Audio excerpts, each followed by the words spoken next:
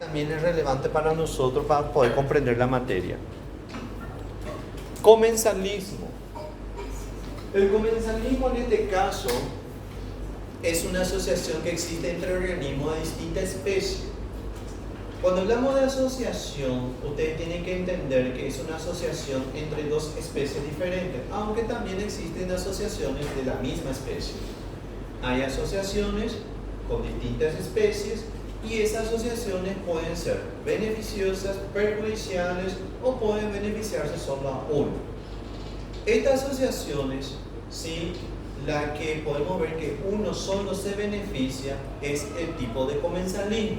Entonces, como le dije a ustedes, es una asociación entre organismos de distinta especie en que el comensal, el que nosotros estamos alojando, vive sobre su huésped, que somos nosotros, pero sin producirle ningún beneficio ni daño alguno.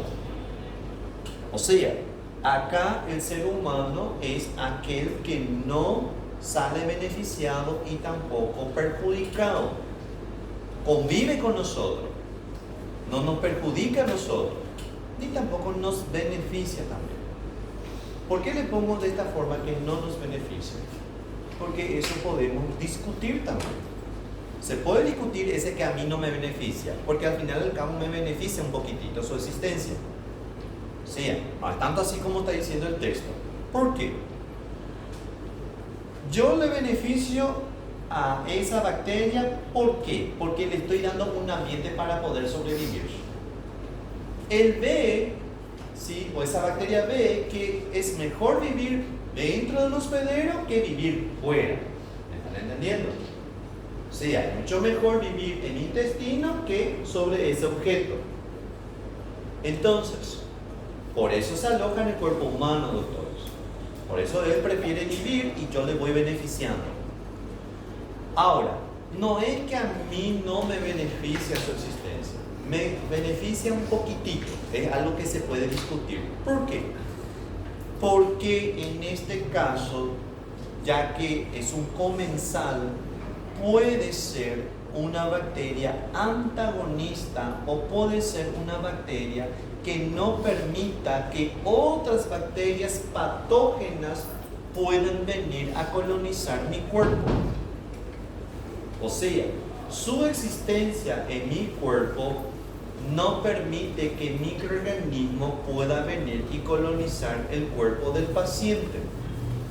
Entonces, al final y al cabo, nos confiere una protección. ¿Me están entendiendo? Es una barrera. ¿Comprendieron hasta acá? ¿Sí? Es muy importante también, otra vez, al final y al cabo, comenzar. Porque siempre nos van a escuchar por ahí. Hay un comensal. Él se encuentra en el cuerpo humano. Se presenta en el cuerpo humano y es una bacteria comensal. Por ejemplo, el Staphylococcus epidermidis. ¿Qué quiere? Vos no podés vivir sin mí, ¿verdad? ¿Qué pasó? ¿Qué quiere? No me digas que cometió error. En el libro, la última Bueno, ¿qué puto te sentaron? Decirle que me lleve no, vos me dejas. una caja de bombón. Bueno, te prometo mañana. Bueno, entonces volviendo al tema. Staphylococcus epidermidis, gente, es una bacteria comensal, para que ustedes sepan.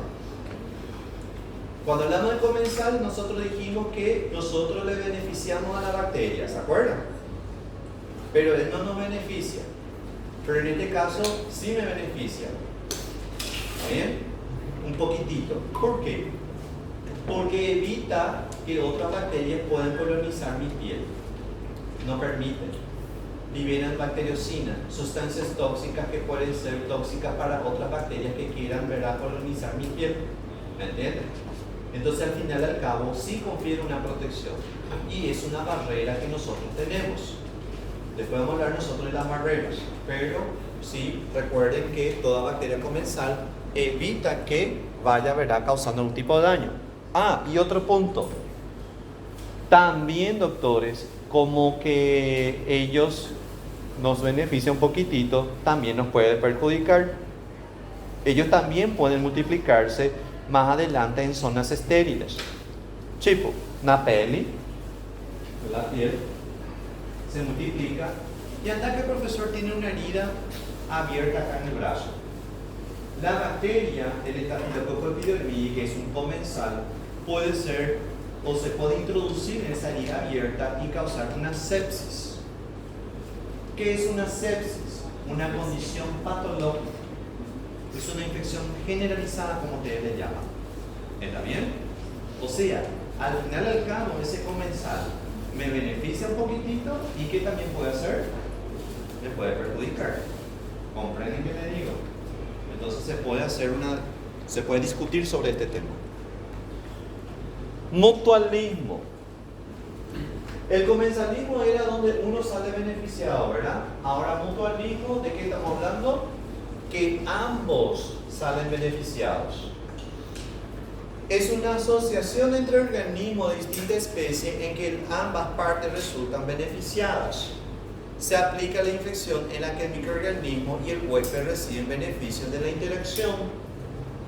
Por ejemplo, existen habitantes del tracto gastrointestinal que, miren qué hacen, extraen nutrientes que nosotros metemos por la boca todos los días en los alimentos que nosotros vamos consumiendo.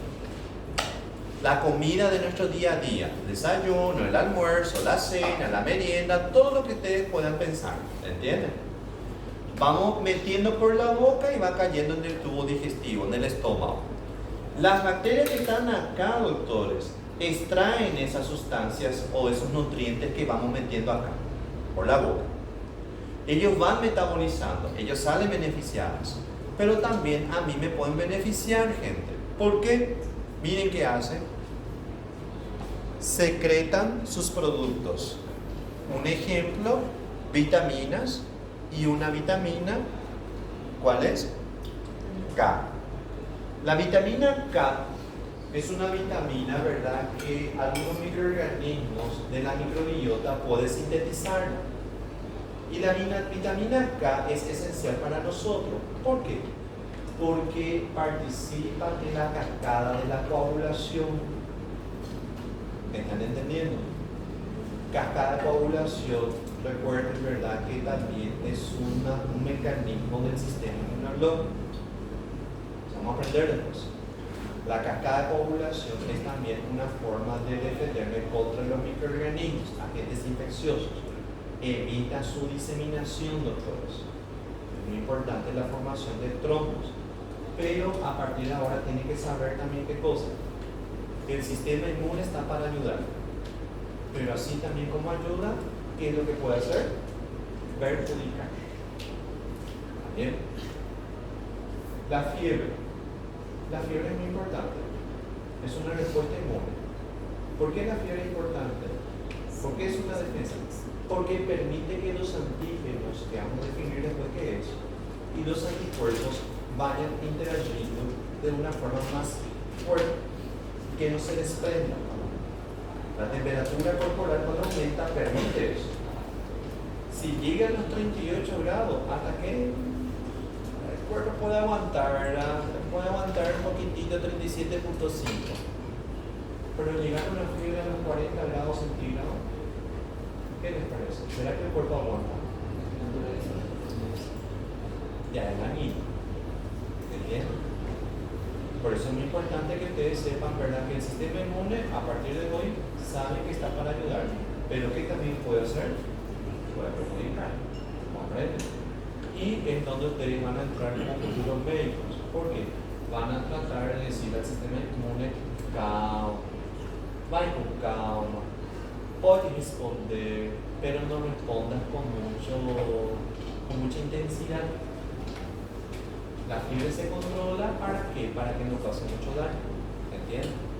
Entonces por eso es muy importante aprenderse también un poquito el mecanismo del sistema inmune, porque eso es la base para el tratamiento, ¿está bien? Miren, gente, una cosa que les puedo decir también con respecto a las clases. Es importante saber cómo funciona el cuerpo humano. Muy importante saber cómo funciona el cuerpo humano en condiciones normales. Porque a partir de las condiciones normales podemos hablar de las variaciones que se pueden presentar. Y después de eso, con las variaciones que se presentan, ustedes van a aprender el tratamiento. Es muy importante en inmunología, en este caso, que ustedes aprendan cómo es el mecanismo. Porque a partir de ahí ustedes van a saber cuál es el mecanismo de los fármacos que ustedes aprenden el año que viene. Los antiinflamatorios, los antipiréticos, los analgésicos, en fin. Parasitismo. ¿Acá hay algún beneficio? No. Acá hay un perjuicio. Doutor, por favor, uma pessoa pode ter vírus e bactérias ao mesmo tempo? Enfermarse por virus y bacterias. Claro que sí. Por ejemplo, enfermedad de transmisión sexual. Mira, paciente con VIH, sí o sí manifiesta una gonorrea que estaba como colonizador esa bacteria. Puede llegar a enfermarse por virus y bacterias. ¿Por qué no por dos virus al mismo tiempo también? En el caso de pandemia se veían pacientes que tenían, por ejemplo, coronavirus COVID y al mismo tiempo tenía dengue. Mala suerte. ¿Entendés? Puede ser más también. Por ejemplo, una infección polimicrobiana. Paciente que está internado de unidad de terapia intensiva con una traqueotomía o una máquina respiratoria puede tener una infección polimicrobiana acá en el pulmón. Y eso es muy malo para tu paciente. ¿Por qué? Sí. Deben visitar la pasada. Nosotros tenemos dos grupos de bacterias importantes, ¿se acuerdan? ¿Cuáles eran esos dos grupos de bacterias importantes, chicos? La positiva y la negativa. Es una ensalada. Y vos como médica le tenés que meter todos los antibióticos que vos puedas. Que, como ustedes te dicen, que pegue tudo. No, a gente não fala que pega ou que atrapa. Estamos hablando de espectro. Un espectro sería el alcance del antibiótico que tiene. ¿Me explico? Por eso es muy importante aprenderse las palabritas. ¿Bien? Parasitismo, ustedes mismos me dijeron, ya no hay beneficio, ya causa daño. Entonces es un fenómeno de relación entre organismos de diferentes especies, en el cual uno de ellos se beneficia directamente del otro, que no obtiene ninguna ventaja de esta asociación. Se puede considerar el parasitismo como una relación de depredación que existe entre el parásito y el huésped. ¿Qué significa? Uno le está dañando al otro. Y es lo que nosotros vemos a veces, ¿verdad?, en un paciente. Si el huésped sufre lesión o daño patológico en respuesta a una infección parasitaria, el proceso se denomina enfermedad infecciosa. Ojo, hay enfermedades infecciosas y enfermedades no infecciosas. No infecciosa, diabetes, leucemia, hipertensión, ¿está bien? La depresión también se puede hablar que es una condición patológica. Podemos hablar también, o sea, hay una innumerable enfermedades no infecciosas. Nada más para que ustedes sepan que existen diferentes tipos de enfermedades. Entonces, no olvidar lo que es un patógeno, que es un microorganismo capaz de infectar o parasitar individuos normales y causar enfermedad, que sería el parasitismo. Y como ya dijimos también, microorganismos que forman parte de la microbiota e incapaz también de causar daño, ¿se acuerdan? Y a esos tipos de infecciones o enfermedades se les conoce como oportunista. ¿Qué significa? La mayoría de los pacientes que se enferman por parte de la microbiota es porque el microorganismo está aprovechando que el sistema inmune está debilitado. Es un oportunista, está aprovechándose de esa ventaja que tiene ahora. Él dice, opa, pasión y la idea. Voy a comenzar a crecer en lugares que yo no podía. Zonas estériles. ¿Entienden? Isso acontece com HIV? Vamos a decir que sí. El HIV también puede llevar a abrir ventanas, ¿sí? O puertas en realidad, porque innumerables, podemos decir, de que microorganismos que habitan tu cuerpo o el cuerpo de todo el mundo, sí, puede aprovechar en que el sistema inmune se encuentra debilitado y empieza a crecer en lugares que no debería crecer. Inclusive, ¿verdad? Enfermedades o infecciones que se presentaron en estado latente. Cuando yo voy a hablar lo que es la latencia. ¿Qué tal estamos? ¿Todo bien hasta acá? ¿Sí? Entonces, mire. Allá arriba. Colonización. Viene el turista. Quiere colonizar con la microbiota. Miren. Los organismos eliminados por la defensa del huésped. En la propia microbiota puede decir, no vas a colonizar acá. No te vas a quedar aquí. ¿Por qué? Porque no son bienvenidos. Y nosotros vamos a liberar sustancias conocidas como bacteriocinas que pueden ser dañinas para ustedes. Entonces elimina a la bacteria que vino para colonizar. Y es lo que sucede todos los días con nuestro cuerpo. Ojo, normalmente nosotros decimos, ¿verdad? A veces decimos, mejor dicho, al año 2024 no fue mi año, me enfermé 5 veces, ¿verdad? En realidad el cuerpo humano fue atacado 20 veces. Y esas 5 veces, ¿qué pasó? Perdón, esas 15 veces, ¿qué pasó? La microbiota tomó conta. La microbiota tomó conta porque liberó sustancias tóxicas para los colonizadores. ¿Entienden? Para que ustedes sepan, ¿verdad? Que la microbiota es muy importante que se cuide. Vamos a decirle que la microbiota dice, no, deja y aparece ahí, déjale que colonice. No hay problema, déjale que colonice. ¿Por qué? Porque no libera sustancias tóxicas para nosotros. Y además también esa bacteria patógena no utiliza el mismo alimento que yo utilizo. Entonces, ¿por qué atacar? Vamos a convivir de forma conjunta, ya que somos neutras. ¿Me entienden? Entonces, ¿qué pasa aquí? Los organismos pasan a formar parte de la flora microbiana normal y hablamos ya ahora del estado portador sano, o que ustedes le conocen como paciente infectado pero no enfermo, ya que no presenta síntomas, pero existe ese microorganismo en su microbiota. Un ejemplo que yo le cité hace rato a la compañera, Neisseria gonorrea. Gonorrea, ¿qué tipo de enfermedad es? Transmisión sexual.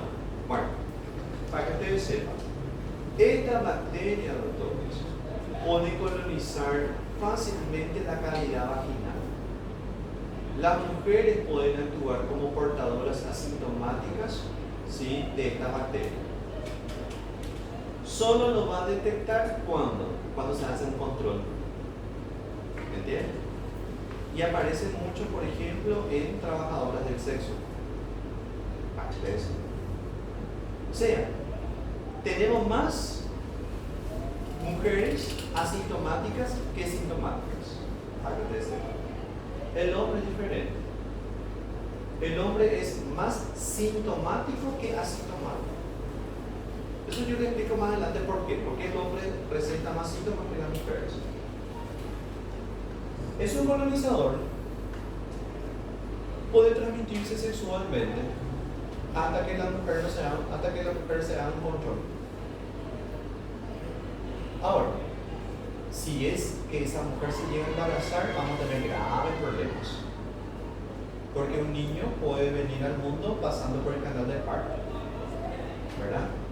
Puede ser cesárea, no importa, pero lo ideal entre cesárea y parto normal es mejor parto normal. ¿Por qué? Porque la mujer se cura más rápido. ¿Está bien? La herida cierra, por más que se cicatrizó por fuera, por dentro todavía no cicatrizó de su totalidad. Pero ¿qué pasaría si un niño pasa por el canal del parto y la mujer está colonizada y la mujer no se hizo el control prenatal o pregestacional? Infecta al niño, ¿verdad? El niño puede tener una conjuntivitis gonocócica, puede tener un cuadro respiratorio gonocócico, puede tener una infección generalizada por estas bacterias. Importante. Por eso es muy importante saber qué bacterias pueden actuar, ¿sí?, como colonizadores sin que el paciente presente las manifestaciones clínicas.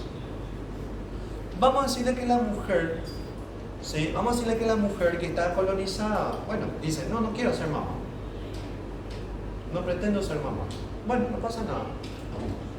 La mujer tiene algo, sí, tiene una fisiología, o vamos a decirle, tiene algo que se llama etapas menstruales, ¿verdad? ¿Qué pasa con ese periodo menstrual? Lo que pasa es que el útero, ustedes saben muy bien, que cuando la mujer entra en ese estado, lo que pasa es que con el útero de la mujer se va, vamos a decir en palabras bien más sencillas, se pela, se desprende el epitelio viejo, ¿verdad? Entonces, el epitelio de la mujer, ¿sí?, que donde ya salió todo lo viejo, queda un epitelio muy fino. Eso es una puerta de entrada o puede llegar a aprovechar gonococo o gonorrea para causar infecciones o sea, diseminarse más en otras localizaciones, o además también causar enfermedad. Puede suceder que una mujer manifieste la gonorrea después de su etapa menstrual. Puede suceder. Entonces, ¿por qué aparece esa enfermedad ahora? Ya que consiguió atravesar la barrera y pudo inducir una respuesta inflamatoria. ¿Está bien? Ojo que le voy a decir ahora. Si el paciente, o en este caso la mujer, manifiesta la enfermedad llamada gonorrea, es porque el sistema inmune no está consiguiendo eliminar. La bacteria atravesó la barrera, entró en contacto con las células vigilantes, por ejemplo, macrófago. ¿Verdad que macrófago puede estar alojado en tejido, verdad? Entonces, el sistema inmune no lo está consiguiendo eliminar, entonces la mujer comienza a manifestar los cuadros clínicos de la gonorrea. Va a llegar a un punto antes, o mejor dicho, antes que se presenten las manifestaciones clínicas, ya estaba peleando el sistema inmune. Ojo, si el paciente presenta las manifestaciones clínicas, es porque ya desde hace rato el sistema inmune ya está peleando. No piensen que ahora está peleando. No, desde hace rato ya. A veces el sistema inmune consigue eliminar antes que se manifieste la enfermedad. Ojo. Pero si no está consiguiendo, porque la bacteria es muy virulenta, muy peligrosa, entonces ya va presentando las manifestaciones clínicas. Ese tiempo, que yo sé que ustedes ya llevan a escuchar, ese tiempo en donde el paciente no manifiesta los cuadros clínicos, pero el sistema inmune ya está tratando de eliminar, ustedes le conocen como tiempo de incubación, gente. ¿Llevan a escuchar el tiempo de incubación? Muy bien. La pasada una alumna me dijo, profe, yo pensé que el tiempo de incubación se aplicaba solo en los virus. No es así. Tiempo de incubación se aplica en bacteriología, en micología, parasitología y virología. ¿Está bien? Entonces, ¿qué es un tiempo de incubación? Es el lapso de tiempo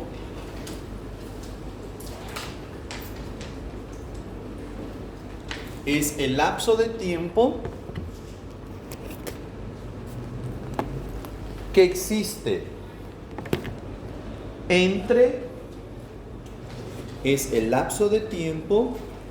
existe entre la puerta de entrada, existe entre el día de la exposición,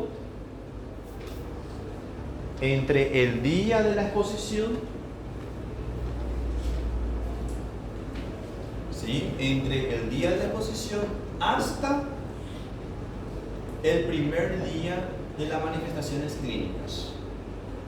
Entonces, volviendo a la definición otra vez, es el lapso de tiempo que existe entre el día de la exposición hasta el primer día de las manifestaciones clínicas. ¿Está bien?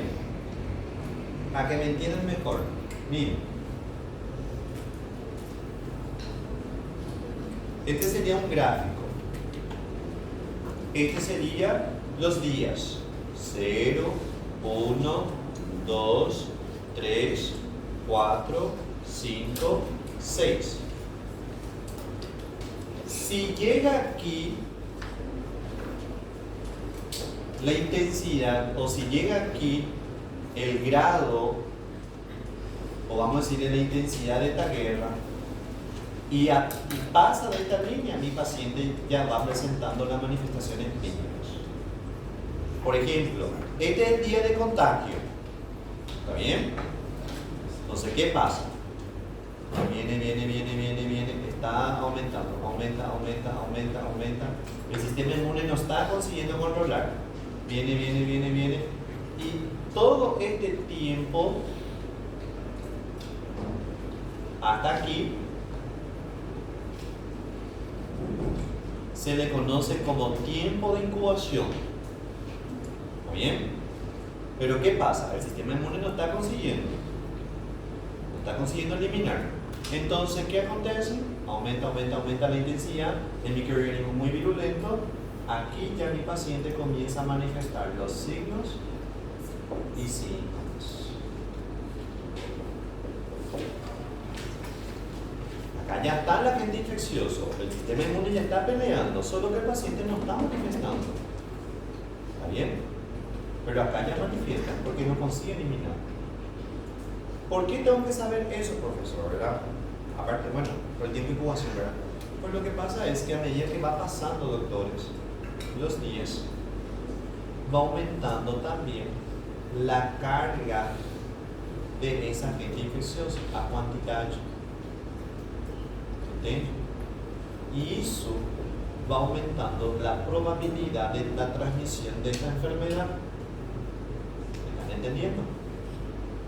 Entonces, a medida que va pasando los días, mi paciente, ¿sí?, va tornándose más infeccioso. Por eso es muy importante en muchas ocasiones saber por dónde estaba mi paciente antes de manifestar los cuadros clínicos. ¿Me están entendiendo? ¿Dónde estaba? ¿Por qué? Porque seguramente que le transmitió a otras personas. ¿Cómo? Quando o paciente está no tempo de incubação, ele pode. Tenho duas perguntas. Ele pode contaminar outras pessoas. Sim. E durante o período de incubação, se fizer, por exemplo, no HIV, se fizer um teste, no período de incubação, aparece um resultado positivo? Pode sim. Pode aparecer. O COVID também aparecia. Por exemplo, se um paciente vai doar sangue e ele está no período de incubação, pode. Vai dar positivo. Puede arrojar mediante positivo dependiendo de la técnica inmunológica que vos vas a aplicar. E pode dar negativo? Puede también dar un negativo, un falso negativo, dependiendo de la técnica inmunológica que vas a aplicar. Então a gente pode receber um sangue contaminado, no caso. Exactamente. Por eso es muy importante, por eso es muy importante saber cuál es la técnica inmunológica que está aplicando el laboratorio para saber algo que se llama sensibilidad y sensibilidad, pero ese es cuento para otro historia. Más adelante vamos a definir, ¿está bien?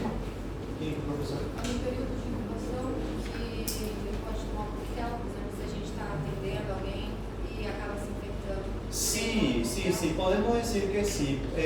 Bueno, ya que la definición dice, el día de la exposición hasta la manifestación clínica. Entonces, con el cóctel, lo que vos haces es evitar que el virus vaya replicándose o vaya infectando más células que andan por ahí. Ojo, ya que está tocando ese tema, el PrEP, ¿verdad? O del hospital, por ejemplo, que si uno toma ese cóctel, ¿verdad? Porque se contaminó, se clavó con una aguja, que pasa mucho con el área de salud, se clava, ¿verdad?, accidentalmente con una aguja.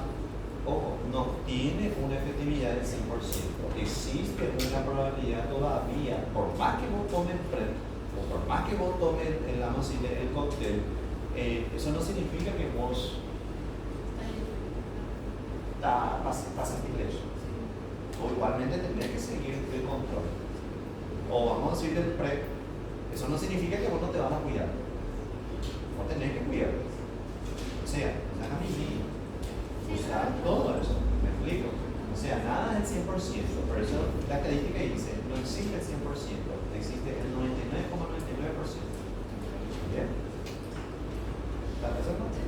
¿Entendieron hasta la gente? ¿Sí? Por eso, por ejemplo, le doy un ejemplo. Ya que hablamos hace rato de la hepatitis A, que es muy fácil de transmitirse. La hepatitis A, para que ustedes sepan, tiene un tiempo de incubación entre 55 a 45 días. Justo ese compañero está en el tiempo de incubación número, no sé, estoy inventando, está en el número 40. ¿Cómo está la carga viral? Más elevada, ¿verdad? Entonces más fácil de transmitir. Vamos a decir que está en el tiempo de incubación 5. ¿Hay virus? Sí hay. ¿Pero puede transmitir? Sí. ¿Pero la probabilidad? Baja. ¿Están entendiendo? Por eso es muy importante saber en dónde estuvo mi paciente. Eso se aplica a cualquier tipo de agente infeccioso. ¿Está bien? Y llega a manifestar, ya estamos hablando de qué? De una enfermedad infecciosa. Eso que le expliqué ahora ya nunca más se deben olvidar para las clases que vienen. Ahora, entonces volviendo al tema. Las principales excepciones son las enfermedades provocadas por la introducción directa de microorganismos en el torrente sanguíneo o los órganos internos. Hay ocasiones, doctores, ¿verdad?, que los microorganismos no pasan, vamos a decirle, por la microbiota y no se queda un estado portador sano en nuestro paciente.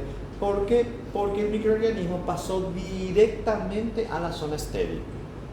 Sem necessidade de passar por todo este proceso que el profesor le explicó. No, él fue directamente al estado, sí, al lugar estéril.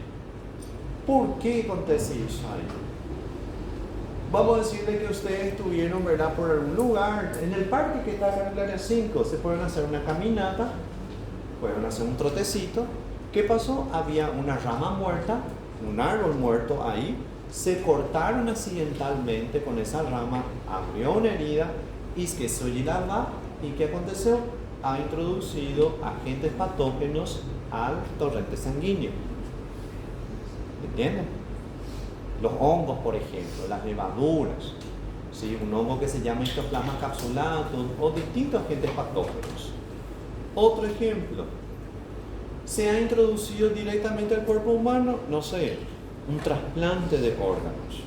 Ya que citó hace rato, Chagas, ¿sí?, la enfermedad que es transmitida por barbeiro, como ustedes le llaman, ¿sí?, que sería el vector. Entonces, se olvidaron de hacerle un test rápido al donador o buscar los anticuerpos para ver si es una persona con Chagas. Bueno, vamos a hacerle trasplante de corazón. Se olvidaron, ¿verdad? Le hicieron el trasplante, ¿qué pasó? Metió el parásito y el parásito no pasó por todas esas barreras que el profesor le explicó hace rato. ¿Me entienden? Entonces hay excepciones, como en el caso de algunas enfermedades infecciosas. Entonces, la colonización microbiana puede terminar con la eliminación de microorganismos gracias a la microbiota, sin que el huésped quede afectado. O sea, você nem sabia, mas na verdade foi colonizado ou tratado de ser colonizado 30 veces. Mas vocês adoeceram só 5 veces. Una infección en la que microorganismos se multiplican, el paciente no manifestó, y el huésped reacciona con una respuesta inmunitaria o de otro tipo, en este caso. Entonces, para recordar, infecciones bacterianas, entrada, establecimiento y multiplicación de bacterias en la superficie interior del huésped con o sin manifestación clínica, colonización bacteriana, capacidad de las bacterias para establecerse y multiplicarse en la piel o mucosa del huésped manteniendo cierto número poblacional, y su presencia no causa respuestas clínicas ni inmunes.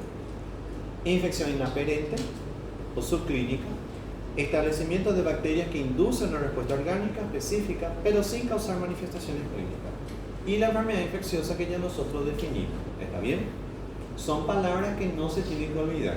O sea, tienen que adoptar esos términos. Recuerden que le dijo el profesor que este año ustedes ya me van a convertirse en médicos, ¿está bien?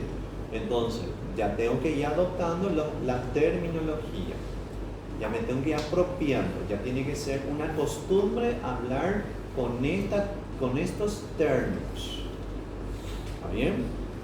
Examen escrito usando términos técnicos, examen oral usando términos técnicos, exposición usando términos técnicos. ¿Por qué? Eso me va a servir para hablar después allá, en el hospital. ¿Me están entendiendo? No sé, hay que adoptar. Aprovechen. La pregunta del millón: ¿por qué el sistema inmune, en este caso que el profesor le explicó, no está consiguiendo controlar y se está tornando ya ahora una enfermedad infecciosa? ¿O por qué mi paciente está manifestando la enfermedad? Pues porque no está consiguiendo controlar. ¿Pero por qué no consigue controlar? Porque es muy violento. Bueno, no importa. El sistema inmune es capaz de adaptarse a lo nuevo, ¿verdad? Hay una inmunidad que se llama inmunidad adaptativa, ¿sí o no? Sí. El sistema inmune es capaz de aprender lo nuevo y es capaz también de controlar si es que aprendió. Pero los microorganismos es más inteligente otra vez. Es mucho más inteligente con nosotros.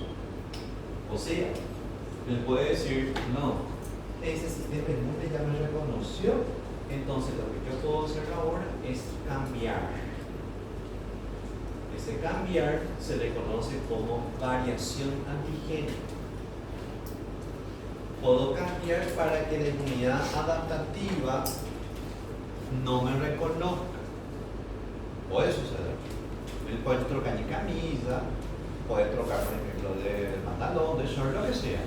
Eso se le conoce en microbiología como variación antigénica. ¿Qué es un antígeno? Coloquen ahí. Antígeno 2 puntos. Es cualquier sustancia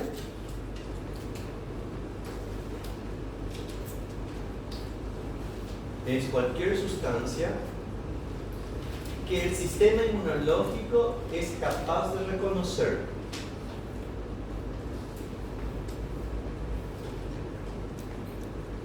Es cualquier sustancia que el sistema inmunológico es capaz de reconocer.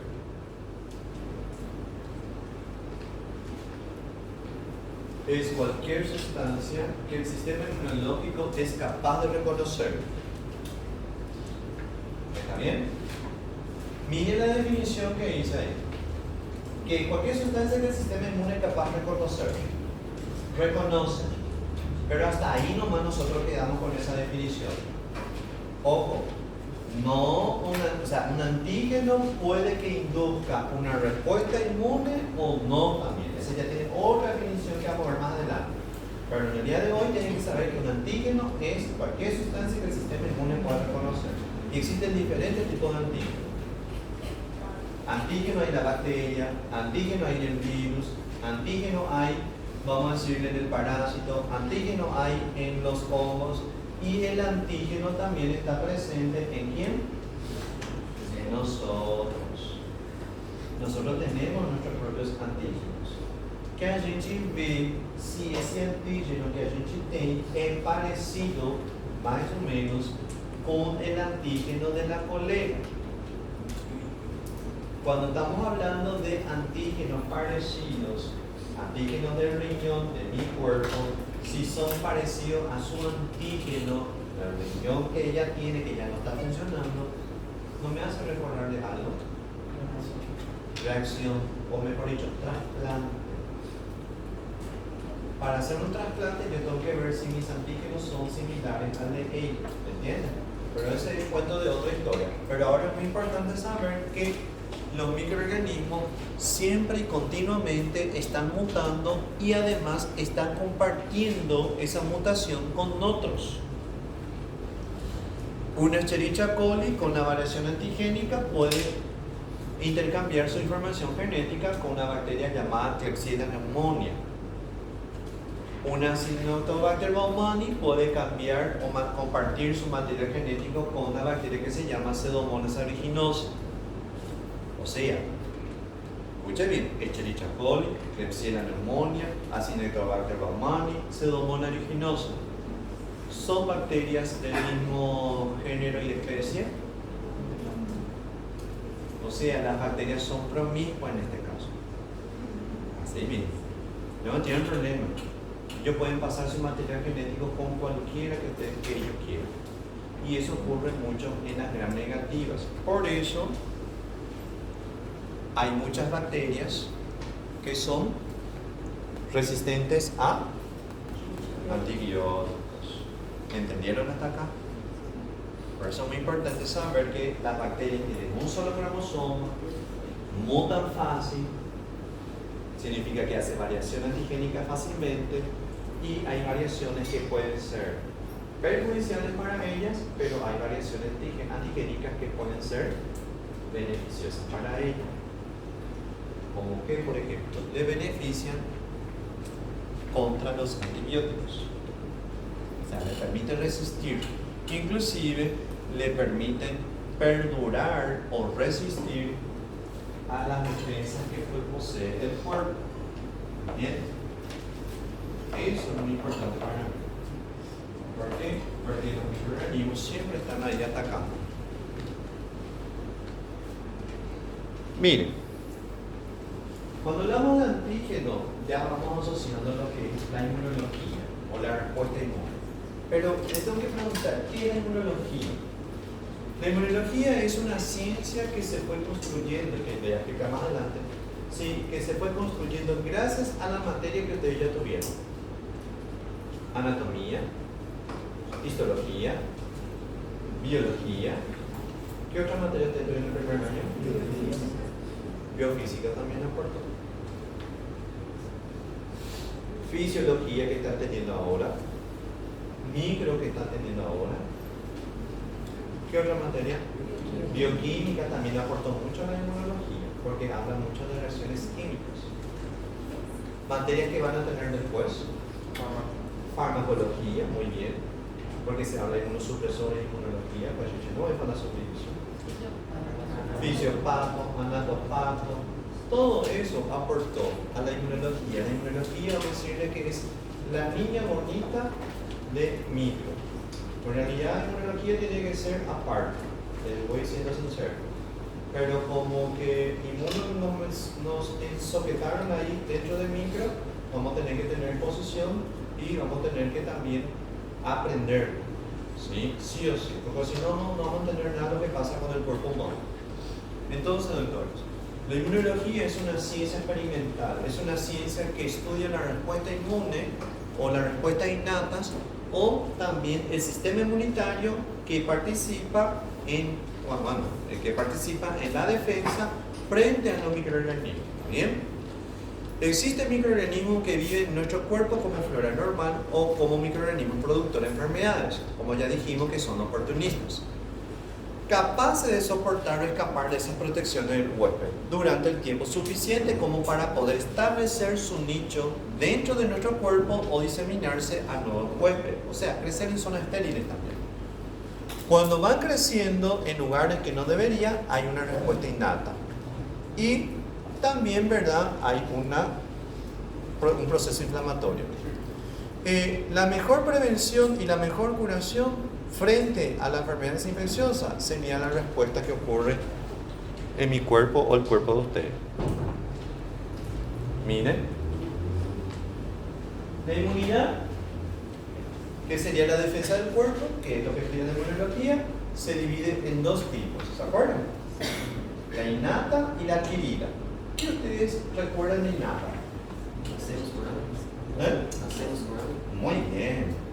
Se trae ya al mundo, uno ya viene con eso. O sea, ya está ya en el programa de nuestra célula, ya está ya ahí programado para poder defender. Y eso es gracias a mamá y a papá. ¿Está bien? Eso se le conoce también como natural y también se le puede llamar como inespecífica. Eso yo le voy a explicar a ustedes la semana que viene, pero recuerden que se le puede llamar inespecífica. ¿Está bien? Y no requiere de exposición previa al patógeno. ¿Por qué? Porque ya vino aprendiendo. Algunos ejemplos Sí, de inmunidad innata tenemos las barreras. Barreras. Uma parede, a parede, por exemplo, da nossa sala de aula, ¿no es una barrera? Sí. La pared, ¿qué es lo que hace? Divide con lo de afuera, con lo de adentro. Nosotros tenemos barreras también. Y existen tipos de barreras. Vaya colocando ahí. Tipos de barrera, 2 puntos. Número 1. Barrera biológica. Y van a colocar barrera biológica, 2 puntos, ejemplo. Microbiota. La microbiota es un ejemplo de barrera, chicos. ¿Está bien? Evita que agentes patógenos puedan colonizar el cuerpo humano. Número 2. Barrera química. Y van a colocar como ejemplo jugo gástrico,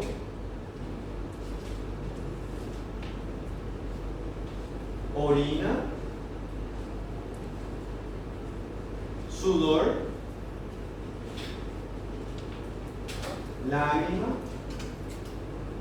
Por exemplo, quando um namorado, uma namorada corta a relação e chora, pô, decide chorar, por quê? Porque protege contra a doença, também contra a enfermidade. Tem que llorar. ¿Está bien? Secreción matinal, saliva. La saliva también, sí, es una protección química.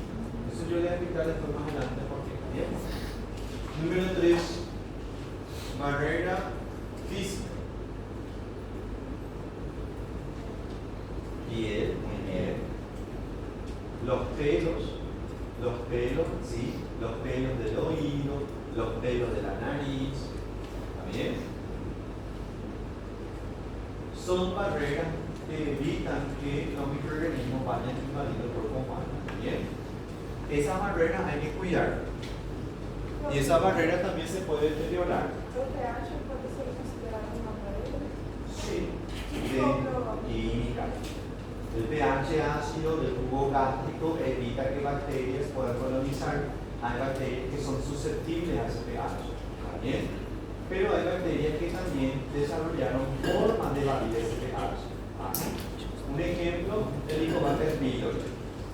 El Helicobacter pylori produce enzimas capaces de neutralizar ese pH. ¿Por qué les parece que el Helicobacter pylori puede colonizar el estómago? ¿Bien?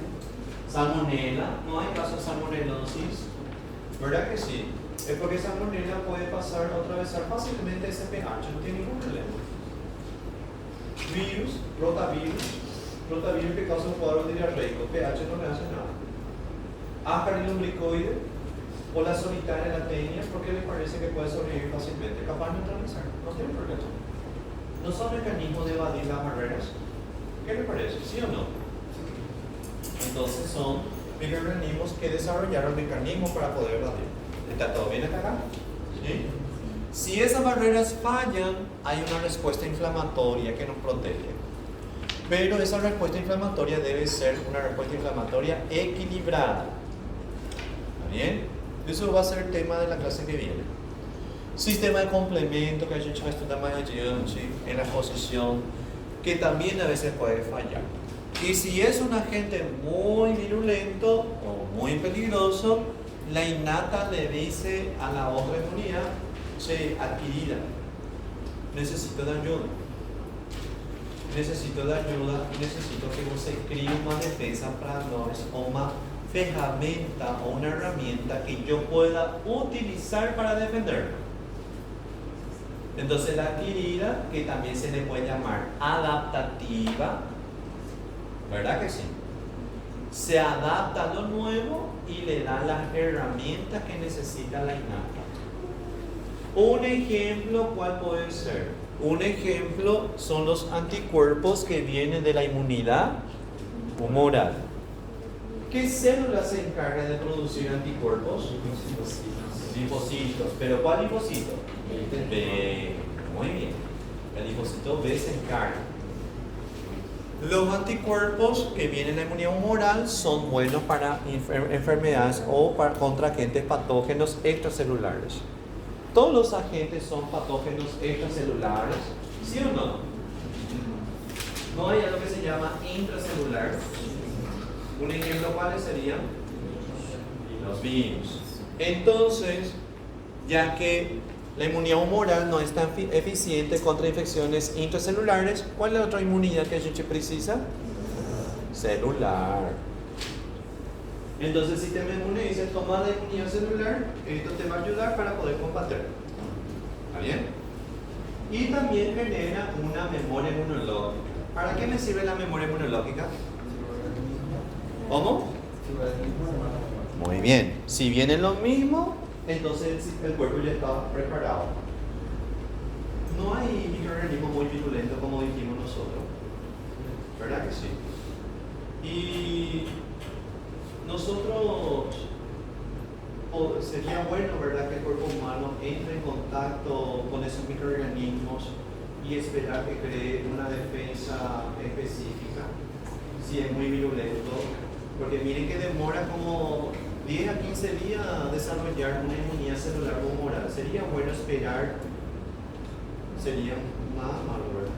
O sea, no sería nada bueno, perdón. Entonces, ¿qué pasaría? El paciente se podría enfermar gravemente, podría morir morir en nosotros. ¿Cómo nosotros evitamos que el paciente se enferme gravemente? ¿Alguien dijo por ahí? Vacunas. Las vacunas nosotros lo que le colocamos son los antígenos específicos que presenta ese agente infeccioso. Antígenos que el sistema inmune debe aprender que cuando venga realmente el enemigo, el sistema inmune ya está preparado. ¿Entiendes? Pero ese es más adelante. Aguanta un poquitito, ya estoy terminando. Inmuno voy a dejar para la semana que viene. Diagnóstico. El diagnóstico, doctor, es lo que ustedes quieren, ¿verdad? Eso es lo que quiero aprender. Pero el tema está, gente, ¿cómo voy a diagnosticar? Esto es muy importante que le voy a decir. ¿Cómo voy a conseguir diagnosticar, profesor, si yo tengo en el ChatGPT me aparece una lista de 50 microorganismos, ¿verdad? O me aparece, peor todavía, me aparece 80, 90, 100. El diagnóstico, después vuelvo a se consigue de esta manera. El diagnóstico de una enfermedad se consigue, ¿sí?, teniendo en cuenta 3 puntos importantes. La primera, ¿qué es? La clínica. ¿Bien? Pero la clínica entra como un criterio de sospecha. Estoy pensando, creyendo que es esa enfermedad. ¿Está bien? Bien. Clínica. Yo lo que quiero es cerrar un diagnóstico. O que esté para, ¿sí?, llegar al diagnóstico o cerrar mi caso clínico. Cuando hablamos de clínica, estamos hablando de ¿qué? De signos y síntomas. ¿Qué dijimos nosotros? ¿Podemos basarnos solo en los signos y los síntomas? ¿Sí o no? Porque hay una lista larga, ¿verdad? Bueno, entonces le pregunto al ChatGPT y me aparece una lista larga. Ahora, le pregunto al ChatGPT, bueno, ChatGPT, yo vivo en tal parte, en tal lugar y trabajo en tal parte. Entonces, según la epidemiología,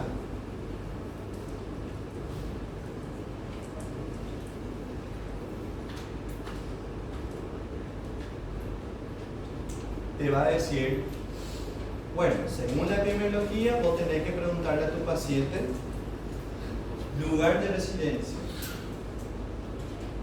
¿De dónde venís? Ah, doctor, yo vengo de un barrio o de una zona rural.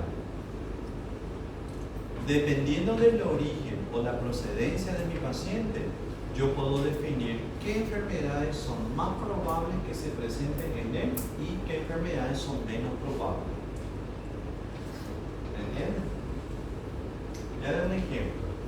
Si viene un paciente y le pregunto, ¿De dónde estás viniendo? Ah, doctor, yo vengo de un lugar, no sé, estoy inventando, de Cedros. O vengo de un lugar más lejano, no sé, vengo de un lugar más distante donde hay mucha vegetación, tengo un cuadro respiratorio. ¿Y qué? Sí, entonces, ¿en qué trabajamos? Porque son otras preguntas, pero si vamos por el lugar, que es zona rural, lo más probable sea un cuadro respiratorio por un hongo. Un hongo que se llama histoplasma capsulatum. No, doctor, yo trabajo acá en Ciudad del Este. Y estoy siempre alrededor de gente que trabaja en el centro, está un cuadro respiratorio. Entonces, posiblemente es un cuadro, bueno, estamos definiendo que sea un cuadro respiratorio, ¿verdad? No una gripe. Gripe se lleva a otra cosa. Un cuadro respiratorio bacteriano, bueno, neumococos, estreptococcus pneumoniae. Entonces yo ahí ya voy sospechando, ya voy descartando, voy haciendo que esa lista larga se vaya tornando más pequeña. ¿Me están entendiendo? Otro, procedencia, viaje. Ustedes van a escuchar acá el presidente Franco en Ciudad del Este, sí, que hubo algún caso de malaria. ¿Llegaron a escuchar? Algunos que sí, pero solamente que sí, uno. Si hacemos una comparación entre dengue y malaria, ¿qué tenemos más? Bueno, si ustedes se olvidan de preguntar al paciente si viajó en algún momento, ustedes lo van a tratar como dengue. ¿Cuáles son los síntomas del dengue? Fiebre, dolor de cabeza, dolor corporal, y si es dengue hemorrágico sí que tiene sangrado, ¿verdad? Malaria tiene los mismos síntomas. Fiebre, dolor de cabeza, dolor corporal. Entonces, voy a tratar como dengue. ¿Por qué? Porque yo recuerdo que hay más casos de dengue. Pero me olvidé de preguntarle al paciente, ¿vos viajaste en un momento? Sí, doctor, viajé en tal parte, no sé, en la parte de la sede donde hay muchos casos de malaria. Y le tratan como dengue. Pero en realidad, ¿qué era? Malaria. ¿Están entendiendo? Por eso es muy importante preguntar al paciente, ¿viajaste en algún momento? El paciente te puede decir, él viajó en un lugar donde es endémico para tal enfermedad. ¿Están entendiendo cómo va aplicándose la epidemiología? ¿Epidemia ustedes están teniendo ahora? ¿Sí? ¿Sí? ¿No? ¿Sí? Bueno, epidemiología para eso me sirve. Incidencia, prevalencia, mortalidad, morbilidad. ¿Está bien? Natalidad. Todo eso. Otro. Característica de la vivienda. La casa, por ejemplo, que uno vive en zona rural, que es una persona de escasos recursos. La característica de la vivienda, ¿es la misma la característica de la vivienda de una persona que vive en zona urbana? En una zona rural, vamos a decir que una característica sería las paredes. Vamos a decir que está hecho de barro, techo y paja, ¿verdad? Eso hace que la persona sea susceptible, ¿verdad?, a otras enfermedades. Presencia de animales domésticos. El ser humano no tiene como mascota, por ejemplo, a un loro, papagayo. Esa persona es más susceptible a infecciones bacterianas por un grupos específicos, una bacteria que se llama Claminophila citans. ¿Bien? Otro. Ya le voy a liberar, por ahí que está tocando sus árboles. Antecedentes maternos. Mamá o papá, por ejemplo, llegaron a enfermarse, ¿sí?, por algún agente infeccioso. Eso también puede ser una pregunta que me puede hacer descartar, ¿sí?, enfermedades infecciosas que yo, ¿verdad?, tenía en esa lista larga. Y miren que dice clínica y epidemiología. ¿Qué dice? ¿Puedo ya confirmar mi caso clínico? Hay un tercero. ¿Qué dice? Laboratorio, diagnóstico laboratorial. ¿Y qué dice acá? Es lo que están haciendo ahora. O sea, va a depender del compromiso de ustedes y va a depender de la responsabilidad de ustedes de que de aprenderse las técnicas para el diagnóstico del agente etiológico y las técnicas para el diagnóstico inmunológico. ¿Para qué? Para poder cerrar el diagnóstico. ¿Entienden? Por eso es muy importante, por eso que el profesor le dice, presten atención, porque este es lo que ustedes están aprendiendo ahora. Ustedes van a aprender este con el pasar de los años, pero esto ustedes ya no aprenden después. Entonces, mediante esto, yo puedo confirmar y le puedo dar un tratamiento oportuno. Si yo no estoy sabiendo manejar esto, mire qué puede suceder. Si yo no le estoy dando o no le estoy haciendo un examen laboratorial que yo creo que me va a ayudar bastante y le estoy dando un erróneo, le estoy pidiendo todo mal, ¿qué es lo que estoy haciendo? Postergando ese tratamiento. Y si estoy postergando el tratamiento, mi paciente va empeorando. ¿Bien? Hasta inclusive puede hacer darle un mal tratamiento. Un ejemplo entre dengue y malaria. ¿Bien? Por eso es muy importante que eso es lo que te van a aprenderse con el año. Por más que yo sea un buen médico y sea nota 5, existen limitaciones que a veces se escapan de las manos. Como que, por ejemplo, lo que se escapa en muchos casos de la mano, gente, es la calidad de la muestra recogida del paciente. En realidad, ¿verdad? El enfermero, o a veces ustedes mismos, o a veces el bioquímico, tiene que tomar la muestra y ¿qué acontece? Se contamina. O el propio paciente tiene que tomar la muestra.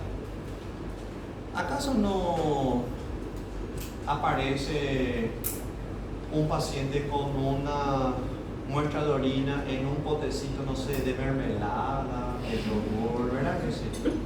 Ahí ya la calidad se echa a perder. O también el medio de transporte es la misma cosa. ¿Está bien? Eso puede suceder. Técnica utilizada. A veces el laboratorio utiliza una técnica que no me permite, por ejemplo, identificar o no permite llegar a mi diagnóstico. A veces esa técnica, si no es lo ideal para el agente infeccioso o tiene una sensibilidad o una especificidad muy baja. ¿Sensible qué es? Sensibilidad que es capacidad de detectar en concentraciones mínimas.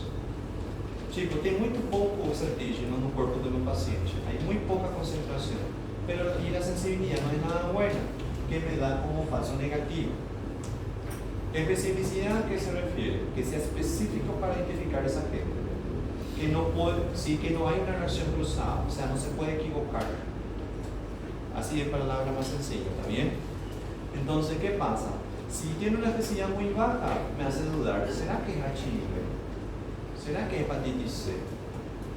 ¿Será que es hepatitis B? Por ejemplo, le dan un ejemplo. Lo que la compañera preguntó hace rato. THH. Vamos a decirle que sale positivo la chica. Dio positivo. Mi paciente está infectado con HIV. O le decía a tu paciente que está infectado por este virus y nos mandaste a hacer otro examen más específico y más sensible, y le decía eso a tu paciente, lo primero se puede matar o te puede demandar. ¿Por qué? Te olvidaste de mandar a hacer un examen más específico. Se fue al otro laboratorio y se mandó a hacer un examen más específico. Había sido que era hepatitis C. ¿Por qué?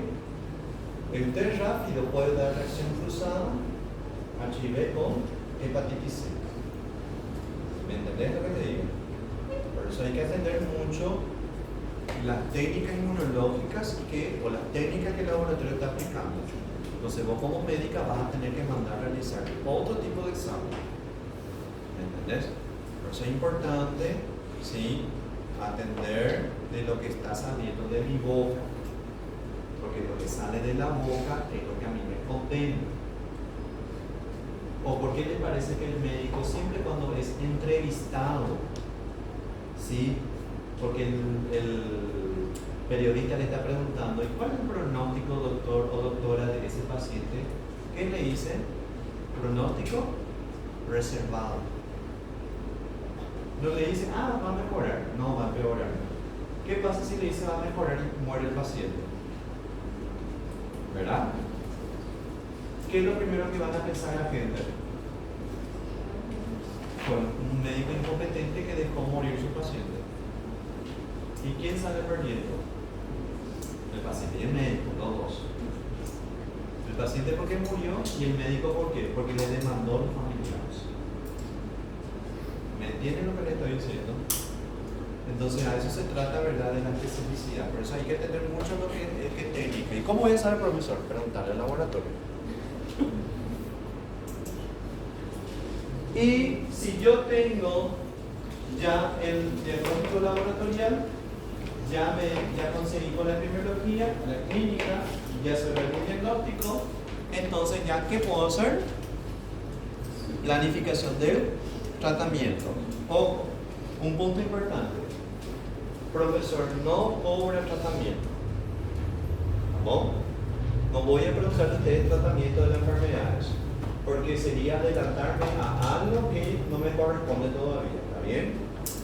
Ojo que le estoy diciendo. Eso ustedes aprenden el año que viene, pero ahora yo lo que quiero que ustedes aprendan, ¿qué es? Nombre del microorganismo, cómo ataca el microorganismo, cuáles son las formas clínicas o las enfermedades que produce. O sea, si ustedes me preguntan, profe, qual o esquema que posso usar, ou metodologia que posso usar para poder estudar a matéria? Primeiro, nombre del microorganismo y sus características. Vamos a agregarle ahí. Nombre del microorganismo y sus características. Después les voy a mostrar un cuadro más adelante que sirve mucho a los alumnos. Ahora, si es que quieren usarlo, si no, no. Depende de ustedes. Nombre del microorganismo y características. ¿Bien? Segundo, ¿cuál es la manera que ataca? Que sería la virulencia, ¿se acuerdan? Tercero, ¿qué enfermedades produce? ¿Está bien? Recuerden que dijo el profesor, no produce una enfermedad específica. Puede ser una enfermedad parecida a la otra o puede ser que aparezcan diferentes enfermedades por culpa de él. Cuarto, transmisión. ¿Cuál es la vía de transmisión? Quinto, diagnóstico. ¿Está bien? Sexto, prevención. ¿Está bien? La prevención es muy importante también. Entonces son los 6 puntos o las 6 ideas centrales que ustedes tienen que aprender durante este año, doctor. ¿Está bien? Si no aprendí todo eso por la cantidad de información, entonces ya vamos a ver un poquito de dificultad con esta materia. Y como dije usted la semana pasada, repetir. La repetición es la base del aprendizaje, ¿se acuerdan? Bueno. Un tratamiento, ya terminando, se basa, ¿verdad?, en la interacción del huésped microorganismo, o sea, la planificación del tratamiento, virulencia del microorganismo, zona de infección y capacidad de respuesta del paciente frente a los efectos de la infección. ¿Sí? Bueno, acá nosotros, ¿verdad?, terminamos lo que es la introducción. Semana que viene, que yo ya creo que le pasé ese slide de inmuno,